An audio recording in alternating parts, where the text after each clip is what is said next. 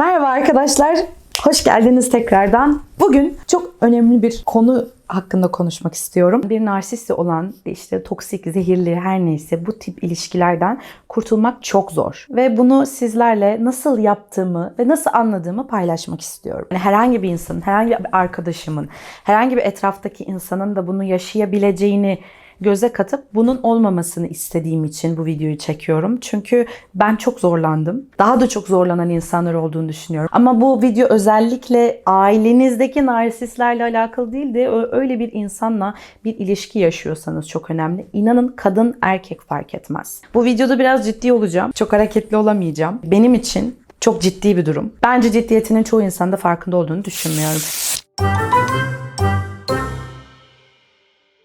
Şimdi arkadaşlar, narsizmin aslında çok kötü bir şey olmadığını düşünüyorum ben. Çünkü her insanda biraz narsizm vardır. Yani çünkü çok doğal, insanın kendini sevip kendini beğenme ve kendini iyi ve üstün görme arzusundan kaynaklanıyor bence narsizm. Kötü bir şey değil buraya kadar. Ama eğer bir amaç uğrunda birini kullanıyorsanız ve birine karşı artık duygusal, psikolojik şiddet, artık fiziksel şiddete varabilecek durumlara kadar zarar verici olabiliyorsa bu kişi ve bunu fark etmiyorsa bu kişiye narsistik kişilik bozukluğu adı altında değerlendirilebiliyor psikologlar tarafından. Ben psikolog değilim. Bunun detayına girmeyeceğim ama bir narsistin nasıl narsist olduğunu, neden narsist olduğunu anlatmak istiyorum size. Narsizm genel olarak kendini sevme ve beğenmedir. Ama özellikle narsistik kişilik bozukluğu olan birisiyle ilişkiniz varsa, hani sevgiliyseniz, birlikteyseniz bu sizi nasıl zorlar, işte neler yapmanız gerekir, ben neler yaşadım onu anlatmak istiyorum size. Ya bu insanlar böyle aşırı kontrolcü oluyorlar. Ya aslında kendiyle ilgili problemleri var ama ben oraya hiç girmeyeceğim. Sadece nasıl davrandıklarını anlatacağım size. Çünkü onlara empati yapmamız gerektiğinde empati yapabilen insanlar empati yaparak o insanları haklı görebiliyoruz ve bu çok yanlış arkadaşlar. Eğer bir insan size empati yapmıyorsa o insana empati yapmamalıyız. Yani ben bunu çok geç öğrendim. Ve narsisti nasıl anlarız? Mesela bu insan empati yapamaz, empati yoksunudur. Yapsa bile yapıyormuş gibi gösterir. Şöyle başladı aslında, çok yavaş, böyle adım adım sanki planlıymış gibi çok enteresan bir strateji geliştiriyor bu kişiler. Bunu bilinçli ya da bilinçsiz yapabiliyorlar. Bir yalnızlaştırma. Kendimden bir örnek vereyim. Siz oradan kendiniz çıkartırsınız.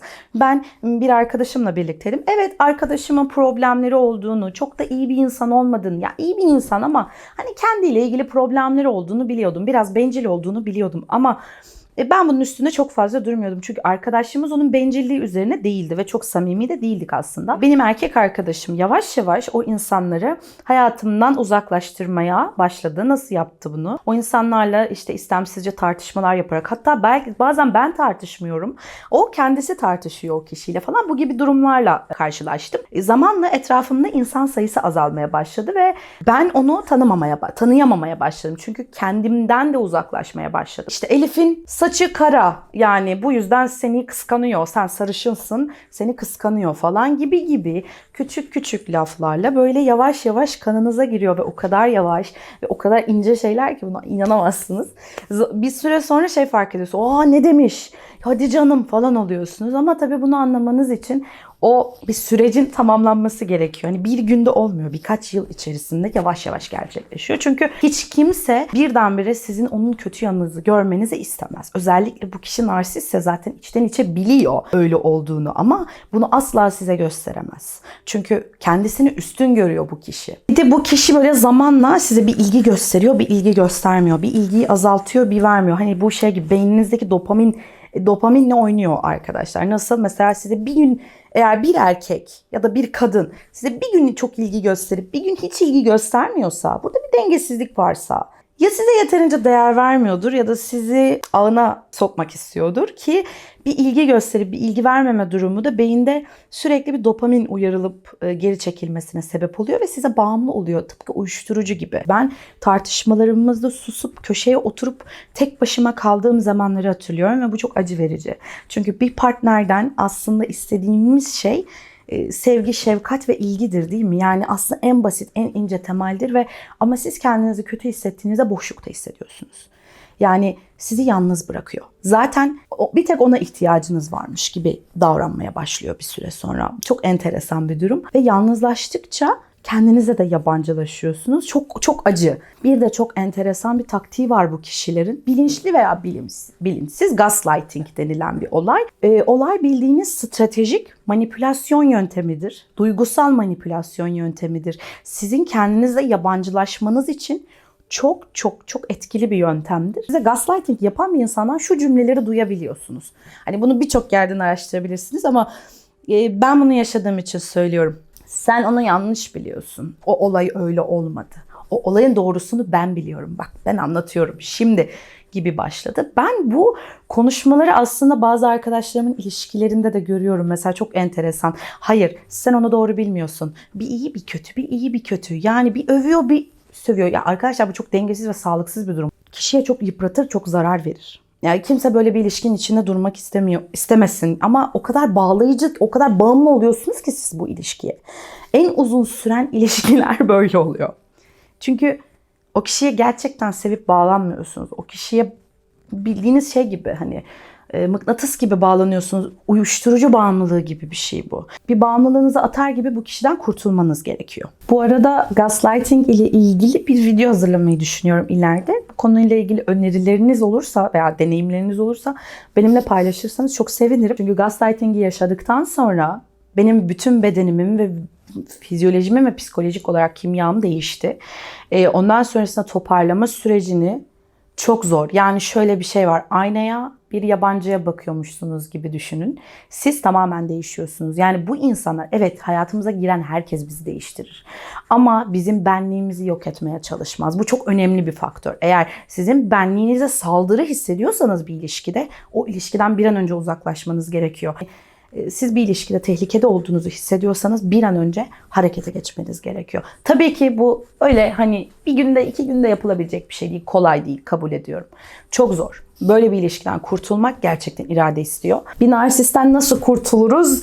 Yani ben kurtulmuş biri olarak söylüyorum. Tabii ki hayatımızda narsistler, narsistik kişilik bozukluğu olan insanlar var. Bunlardan tam olarak kurtulamayız. Mesafe koyabiliriz ya da hayatımızın içine tam olarak aldıysak, özellikle bir ilişkideysek. Arkadaşlar size tek bir çaresini söyleyeyim. Önce bu durumu fark etmeniz gerekiyor. Fark etmiyorsanız zaten yapabileceğiniz bir şey yok. Mümkün değil. Ama fark ettikten sonra bazen biz insanlar o beni seviyor ya, işte o iyi biri, yok o bu niyetle yapmıyor deyip böyle nasıl söyleyeyim çok tatlı tatlı yorumlar yapıp o insana empati kuruyoruz. Arkadaşlar bu çok tehlikeli. Buraya girmememiz gerekiyor. Çünkü ben bir dönem bu şekilde düşündüm. Ama değil. Orası değil. Ya emin olun değil. Fark ettikten sonra kabullenebilirseniz bu durumu bir zaman alabilir bu. Ama bence kendinizin üstüne gitmeyin yavaş yavaş. Çünkü bir ilişkiden birden kurtulmak kolay değildir. Özellikle bir narsistle birlikteyseniz. Bu insan size psikolojik şiddet uyguluyorsa. Çok zor. Yani ben geçmişe dönüyorum şu an ve hatırlıyorum. Psikolojik şiddete uğramak ve maruz kalmak bir insanın hayatında yaşayabileceği en korkunç şeylerden biri. Ve bunun önüne geçebilmek için önce fark etmek, sonra kabullenmek gerekiyor. Ve en sonunda bir an önce harekete geçip o insanı hayatımızdan tamamen uzaklaştıracağız. Ben bazen kız arkadaşlarımda işte erkek arkadaşlarımda görüyorum. Uğraşıyor işte mesajına geri dönüyor, devam ediyor falan. Arkadaş bittiyse bitti. Değil mi? Bitti yani lütfen. Bitirelim yani. Bu insan size bağımlı olduğu için o da size bağımlı. En güzel intikamı da şu şekilde alırsınız. Tamamen yok sayacaksın. Yok. Öyle bir insan hayatıma hiç gelmedi. Hiç olmamış gibi davranacaksınız. Bu bir insanı zaten çıldırtır ama bir narsisti tap noktada çıldırtır. Bana güvenebilirsiniz. Psikologlara güvenebilirsiniz. Çünkü psikologların da söylediği şey bu. Yardım alabilirsiniz, destek alabilirsiniz. Bu kesinlikle yanlış veya korkutucu bir şey değil. Aileniz, arkadaşlarınız herhangi birinden. Bu çok ciddi bir konu. Birçok insanın maruz kaldığı bir durum. Ben aynaya baktığımda kendime gülümsediğimde ben şöyle bir söz duydum. Narsistik kişiden. Sen kendini beğenmiyorsun, kendine yalan söylüyorsun, kendine aynada gülüyorsun ama dedi yalancı gülüyorsun. İnanın öyle bir nokta buluyor ki sizin o kadar zayıf olduğunuzu, kendinizi beğenmediğinize gerçekten sizi inandırıyor. Ki insan hayatında bir insanın kendini bir gün beğenip bir gün beğenmemesi çok doğal. Yani özgüvenimiz böyle sürekli yükselen ya da sürekli duran bir şey değildi. Sürekli dengesiz olarak değişkenlik gösteren bir şey. Sizin çocukluğunuz, yaşadığınız şeyler, anılar, arkadaşınızın size söylediği bir şey. Bu bile özgüveninizi etkileyebilir. Hayır arkadaşım dur, ben değerliyim. Sen bana bu şekilde davranmaya hakkın yok deyip sınır çizmemiz gerekiyor. Çünkü eğer biri sizi duygusal olarak rahatsız ediyorsa kimsenin buna hakkı yok. Bir insana güzel bir sözle gününü aydınlatabilirsiniz. Bir insana kötü bir sözle bir yılını mahvedebilirsiniz. O yüzden hem bunun farkında olmak gerekiyor hem bunun farkında olan insanlarla arkadaşlık kurmak gerekiyor. Ama ilişkinizde böyle bir şey yaptıysanız ya ben bunun hatada olduğunu düşünmüyorum aslında. Bu var. Yani bizim toplumumuzda maalesef var. Bu dünyanın her yerinde var. Bizim kaçabileceğimiz bir şey değil ama durdurabileceğimiz bir şey. Narsistik özellikleri gösteren insanlar yani size duygusal olarak zarar vereceklerdir. Yani o yüzden zarar vermemeleri için sınır koymanız gerekir. Yani ben sınırlar koyarak yeni narsist olmayan insanları hayatıma almaya başladım. Eminim iş yerinizde patronunuz olabilir vesaire olabilir. Herkes olabilir. Bunlarla mücadele edebilirsiniz. Ama sevdiğiniz, aşık olduğunuz, birlikte olduğunuz insanın bu özelliklerde olması bütün hayatınızı cehenneme çevirebilir. Ben en son kendimi şöyle bir durumda hatırlıyorum. İçimde bir kafesin içerisinde küçük bir çocuk var ve o çocuk bana bağırıyor. Bırak artık kendine gel, uyan diye. Yani psikolojik olarak kişi kendisine zaten oraya ait ve oraya göre hissetmiyor. Ama biz bunu reddediyoruz. Öncelikle kendimizi anlamamız gerekiyor bu konuda. Eğer bu ilişki senin için doğru bir ilişki ise zaten bedenin çok rahat olur. Neden? Çünkü bedenimiz tehlikeyi sezer. Midemizde kasıntılar olmaz, stres yaşamayız. Eğer siz de böyle bir süreçten geçiyorsunuz veya bir narsistle birlikteyseniz evet kolay değil, yolunuz açık olsun. Ben sizinleyim. Çok zor bir durum. Ama inanın aşılamayacak bir durum değil. Kendinize biraz zaman vererek aşabileceğiniz bir durum. Arkadaşlar ben bu videoyu çekerken aslında yaşadığım zor şeyleri bir başka insanın sizin yaşamanızı istemediğim ve farkında olmanızı istediğim için paylaşıyorum. Evet bu konuyla ilgili bir sürü insan yorum yapabiliyor ama ben deneyimleyen biri olarak yaşadığım şeyleri aktarmak istedim size. Eminim bu videoya tıklayan biri ya bu konuyu araştırıyordur derinlemesine ya da bir yerde yaşıyorsunuzdur. Yani yaşıyor olabilme ihtimalinizi düşünüyorsunuzdur. Bu bile güzel bir adım bence. Siz de bu gibi bir sürecin içerisindeyseniz beni bilgilendirebilirsiniz. Birbirimize destek olabiliriz bu konuyla ilgili. Yorum yazabilirsiniz. Çünkü yalnız değiliz. Hiçbir şekilde yalnız değiliz. Gerçekten beni dinlediğiniz için çok teşekkür ediyorum. Çünkü benim için oldukça zor bir süreci aktaran bir video hazırlamaya çalıştım. Her şeyi detaylı olarak anlatamıyorum. Anlatamam da. Yani eğer bana destek olmak isterseniz beğenip abone olabilirsiniz. Yorum yazabilirsiniz ve lütfen bu konuyla ilgili yorumlarınızı bekliyorum. Çünkü çok hassas, çok ince bir konu. Siz ne düşünüyorsunuz? Neler yaşadınız? Bana herhangi bir yerden ulaşıp mesaj atabilirsiniz. Çok sevinirim, çok mutlu olurum. Hoşça kalın.